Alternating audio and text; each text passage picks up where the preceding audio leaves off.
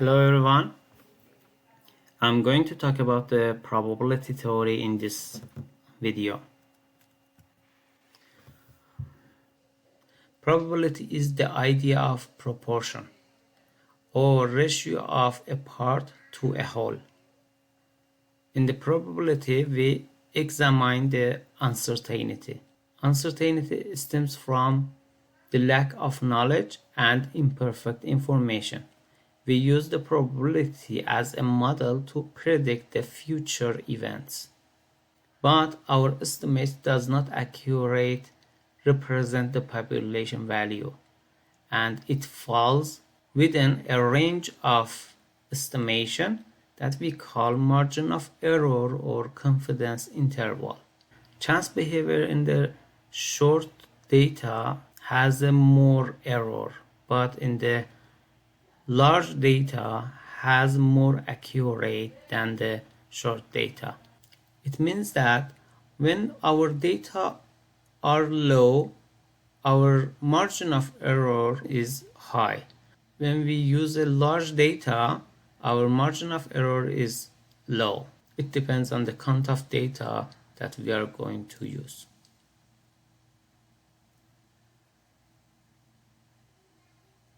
Why probability is important?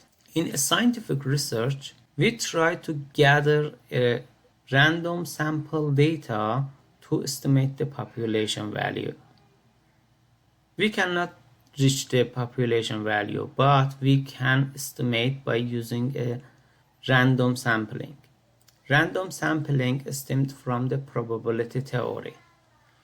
Our random sample should be a representative of the population. In a non-probability method, our sample is not a representative of the population. This is the main differences between the probability method and non-probability method. If in a scientific method, our sample should be representative of the population that we are going to do research. Another principle in the random sampling is the chance of election. All units in the population should have equal chance to be selected. Towards this end, researchers should provide a list of units and then select randomly from the list. Otherwise, units don't have an equal chance to be selected. This is a critical point in the procedure of the random sampling. The researcher should provide equal chance to all members of the population. And also, researchers should report all this procedure in the research report to the readers. Readers should know how the researcher performed the random sampling. In other words, it should be reliable. I'm going to use tossing a coin example here. When you toss a coin, there are only two possible outcomes, heads or tail. So occurring head in tossing a coin for one time equals to 1 out of 2. Based on the formula, we can find 1 divided by 2 equals 0.5. 0.5 is a probability of seeing heads in a one-time tossing. If we try 10 times tossing a coin, our chance of occurrence of head increases 10 times. The probability outcome would be 0.00097. The second example that I'm going to introduce here is rolling two dice. We have two dice, red and green, with numbers 1 to 6. Our whole potential outcome is 6 times 6. 36 times we have a probability outcome.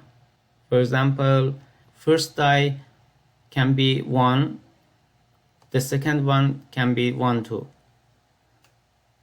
The red die can be 1, the green one can be 1, or 2 to 1, 3 to 1, 4 to 1, 5 to 1, 6 to 1. And then we fill out all these cells here to providing the potential outcomes for rolling 2 dice. We have a 36 potential outcome to predict a number. I want to know that how many times I can predict the number 9 as the outcome of rolling 2 dice. I see that the number 9 is 1, 2, 3, 4. I have a 4 number 9 as the outcome of rolling 2 dice. So I can bring the number 4 as a denominator and 36 as the whole outcomes as a denominator. So my result is 0.111. This is the probability of predicting number 9 as a rolling of 2 dice. Another question. Why would you expect to find a difference in expected values between rolling 2 dice 1000 times versus rolling a hypothetical die with 11 sides 1000 times? We need to compare the mean between these two rolling. We have a 2 section here. 2 dice with rolling 1000 times, 1 die 11 sides with rolling 1000 times. To answer this question, we should provide the probability of an example number. For example, we expect that the potential outcome for the first case is 36, but in potential times for the second case is 11. So my outcome would be the result of 6 divided by 36. The result is 0.1667. But for the second case, I have an 11-sided die, but I'm going to 1000 times testing.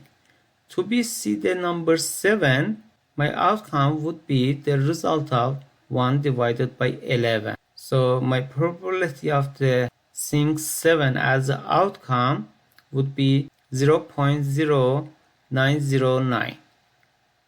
So I can see that these numbers, the probability of 7 between two cases are not equal.